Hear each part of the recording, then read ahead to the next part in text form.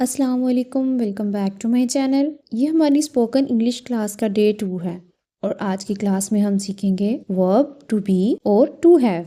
और इसके अलावा हम 12 टेंसेस सीखेंगे, वो भी विद सिंपल एग्जांपल्स। आसान सी एग्जांपल्स के साथ हम इन टेंसेस को सीखेंगे कि आपको आपकी फिंगर टिप्स पर ये आपको याद हो जाएं। सबसे पहले हम बात करते हैं टू बी की, क्योंकि जो भी हम प्रेजेंट में काम करते हैं उसमें to be as a verb ज़रूर इस्तेमाल होता है। टू बी का मतलब ही कुछ होना होता है, यानी ये किसी भी चीज़ की या किसी भी शख्स की कंडीशन स्टेट को शो करता है। टू बी की आगे जो इसकी फॉर्म्स हैं वो प्रेजेंट में है इज एम आर, और पास्ट में इसकी फॉर्म्स हैं वाज वर, और फ्यूचर में इसकी फॉर्म है विल बी। स्ट्रक्चर को देखते हैं, subject plus is am are plus object. Second structure है इसका subject plus was were plus object. जब हम पास्ट में बात करेंगे तो हम ये वाला स्ट्रक्चर यूज़ करेंगे।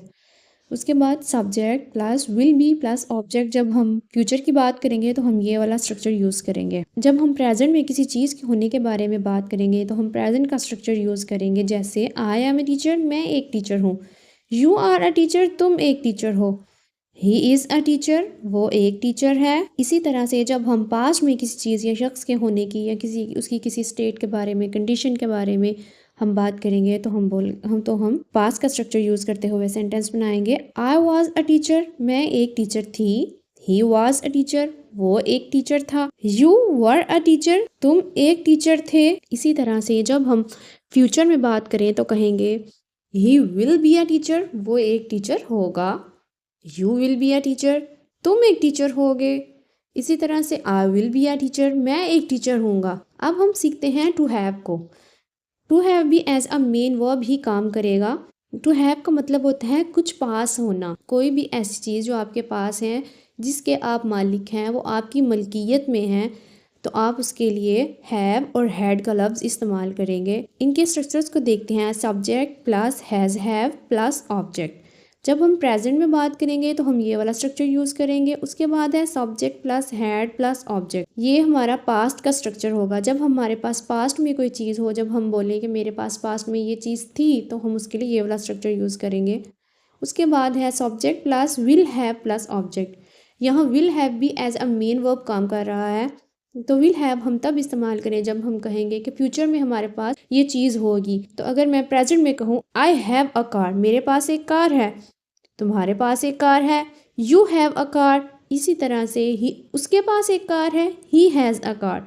जब पास्ट में मैं बोलूँ कि मेरे पास एक कार थी, तो मैं कहूँगी आई हैड अ कार।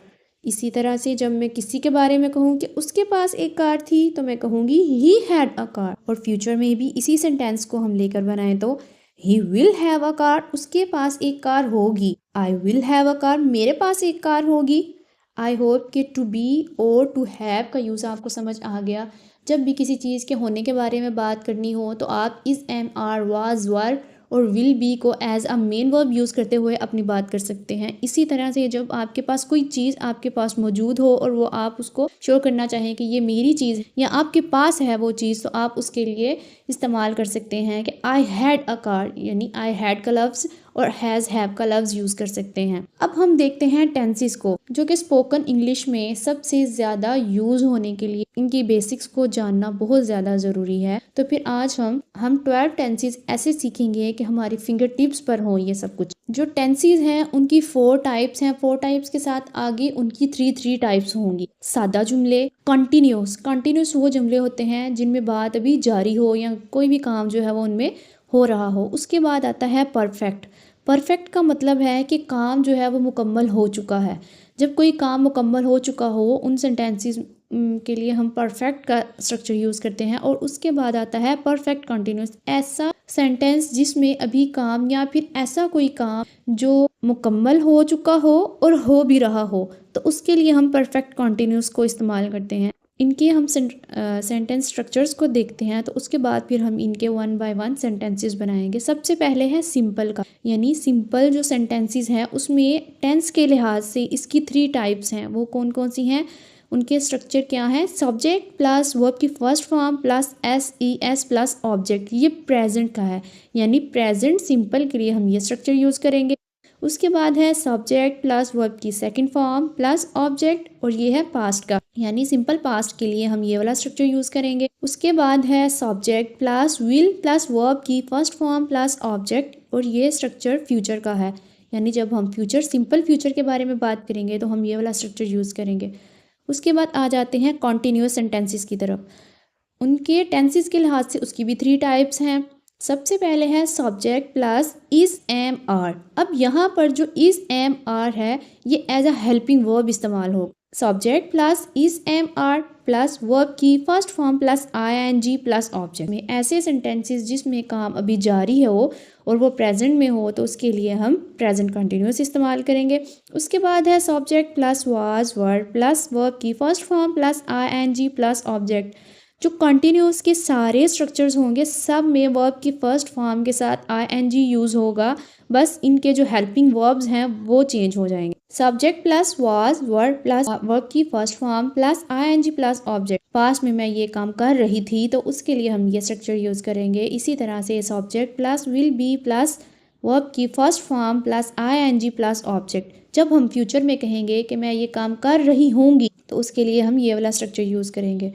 उसके बाद आ जाते हैं परफेक्ट सेंटेंसेस। ऐसे सेंटेंसेस जिनमें काम मुकम्मल हो चुका हो उनका स्ट्रक्चर क्या होगा?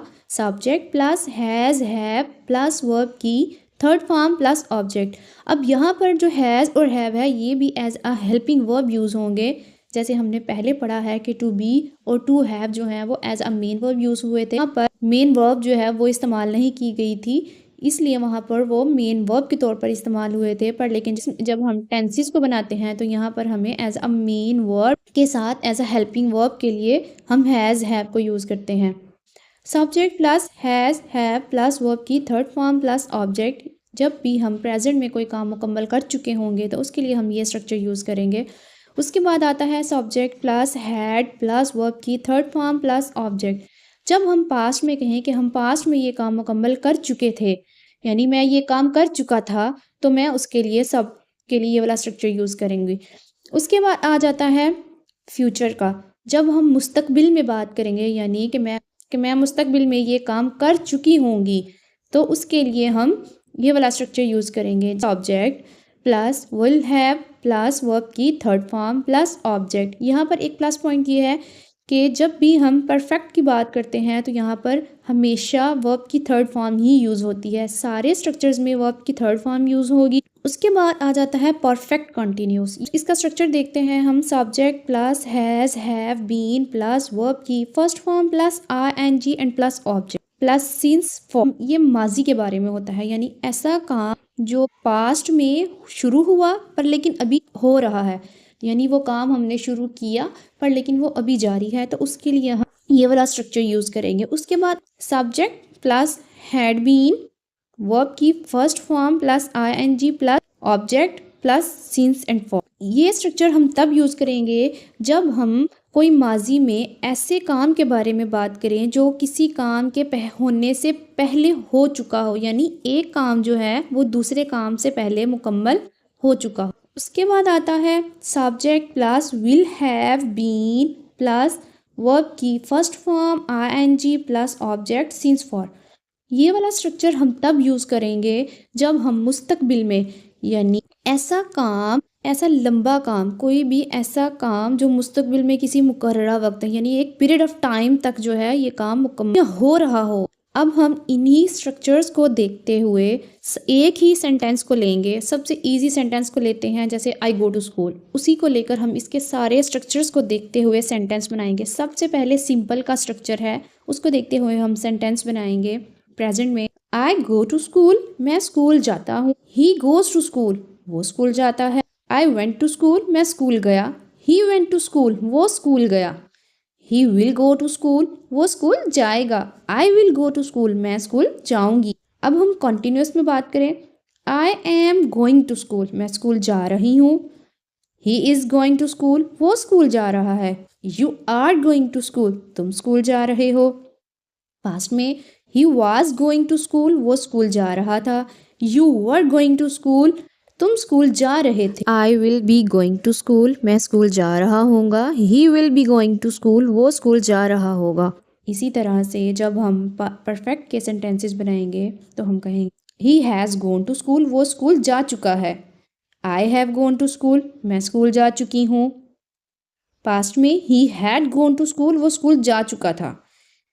You had gone to school, तुम स्कूल जा चुके थे। अगर हम फ्यूचर में कहें he will have gone to school, वो स्कूल जा चुका हो। अब हम अगर इसी तरह से प्रेजेंट परफेक्ट कंटिन्यूस में बात करें, I have been studying for 2 hours, मैं 2 घंटों से पढ़ रहा हूँ, यानी काम शुरू हो किया माजी में पर लेकिन वो अभी भी जारी है, तो उसके लिए हमने प्रेजेंट का ये वाला स्ट्रक्चर यूज़ किया, I have been studying for 2 hours. Past perfect continuous का sentence, she had been waiting before the bus arrived, bus आने से पहले वो इंतज़ार कर रही थी।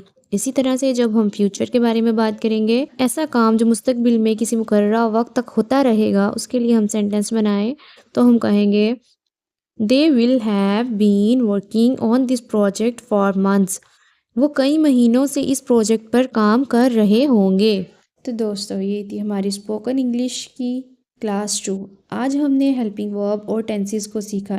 आई होप कि आपने इस क्लास से बहुत कुछ सीखा होगा। इंशाल्लाह क्लास 3 में हम इन टेंसेस को रोज़मर्रा बोलचाल में इस्तेमाल करना सीखेंगे। If you have any question about the lecture, you can ask me in the comment box. Like, share and subscribe my channel. Till then, Khuda Hafiz.